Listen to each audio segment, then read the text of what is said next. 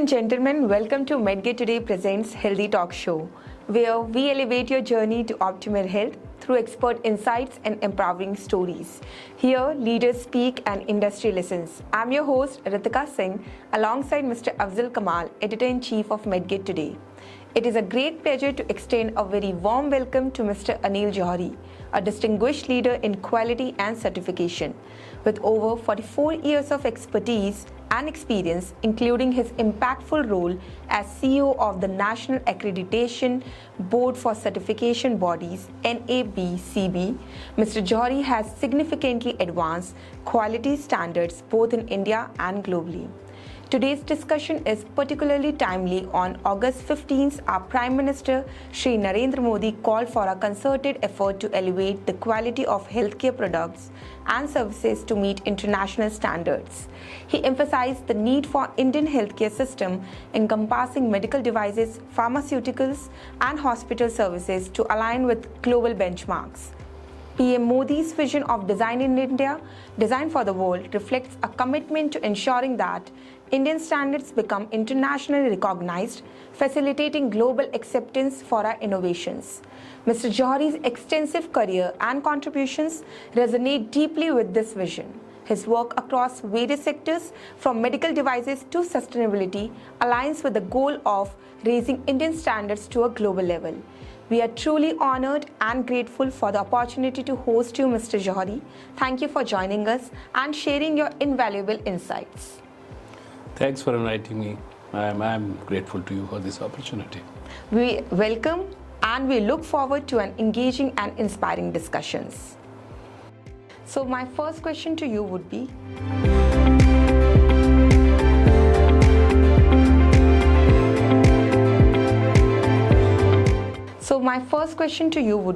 can you provide a brief overview of your journey and the position you have held?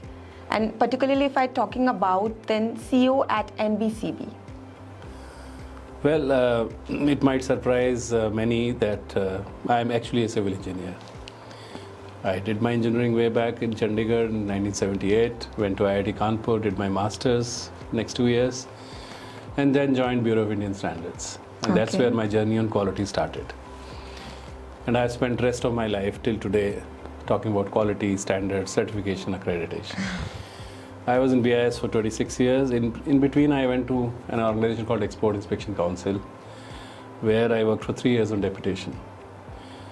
And then in 2006, I took voluntary retirement from BIS and joined Quality Council of India, specifically within that, a National Accreditation Board for Certification Bodies, NABCB, as an advisor first on contract, subsequently taken in as director, and finally in 2013 I became CEO of NABCB, position I held till I retired in 2019 July.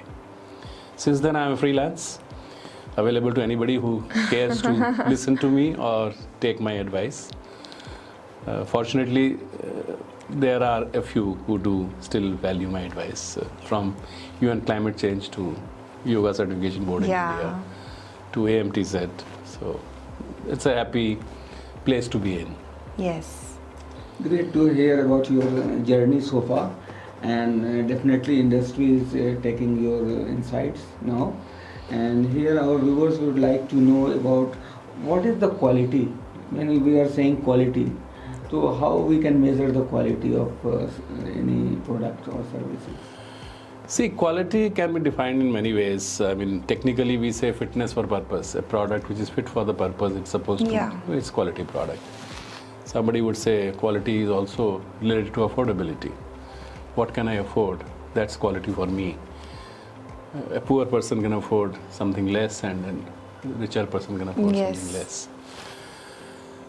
So the measure of quality, usually we are using standards to set benchmarks and measure quality, and that's what my field has been, that we have been into the business of setting standards.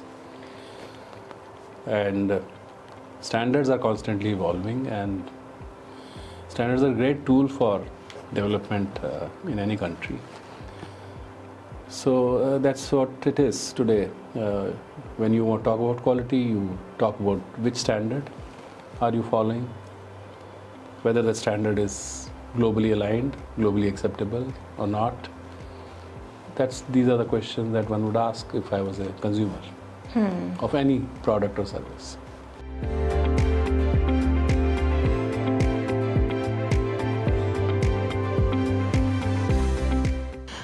As our Prime Minister Shri Narendra Modi said that we want to make the benchmark aligned with the international. So what kind of challenges are India, that is nationally, quality standards facing nowadays?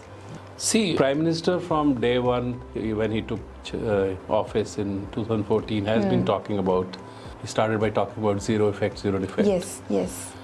And periodically he has stressed about quality and international alignment.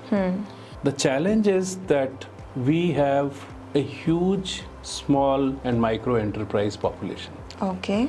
Be it manufacturing, be it hospitals, be it hotels, be it restaurants. And therefore, implementing standards is a huge challenge.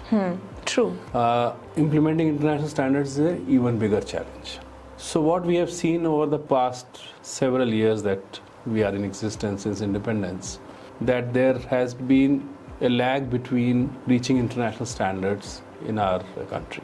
Not everyone can reach international standards. So you have to find ways of how to complete that journey and how much time will you complete that journey. And the challenge comes that there are sectors which will be under regulation, which means standards enforced by law in simple terms. And these are well codified in WTO agreements also as health, safety, environment, deceptive trade practices and national security. So it comes to healthcare, whether it's service or product, it's liable to be regulated. Yes. There also, it might surprise you that we have been lagging behind on regulation, although it's very fashionable to say India is over-regulated. But I can assure you that on the technical regulation side, we were actually under-regulated. Okay. We were at one point of time in 2017, I remember, there was an estimate that we were at 15% of what Europe is regulating. And if you have noticed over last 7 years, since 2017, there has been a spate of regulations which have come in. That includes medical devices, incidentally. Yes. But a lot of toys and chemicals and textiles, there's a particular term which is very popular in newspapers, which comes QCOs, Quality Control Orders, which are usually under BIS Act. So we were at 15% of regulation in Europe. A whole lot of sectors were unregulated. Telecom was unregulated, chemicals was unregulated, textiles was unregulated. Toys was unregulated. Medical devices, was unregulated largely. So all these have now gone under regulation. So there's a huge change in India now. Now, to prescribe international standards, regulation is a challenge for that reason, because we have such a huge population of small businesses. In healthcare, even more so. The products relatively fare better because product regulation has been in India for quite some time, whether food or drugs. Agriculture, each and everything. Agriculture is not regulated, food is. Agriculture is outside regulation. But services don't fare so well as far as regulation is concerned. For example, you look at healthcare.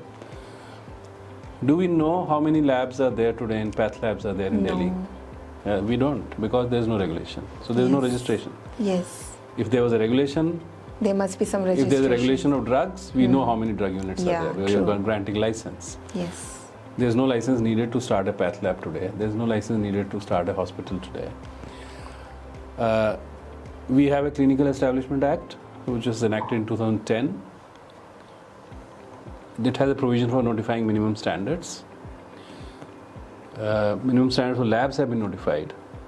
For hospitals have not yet been notified. They have been finalized. I'm aware they have been finalized. They should be notified any time now. But the problem is that Clinical Establishment Act has to be either adopted by a state government or state government has to have its own act. Either option is available because it's a state subject. Healthcare is a state subject.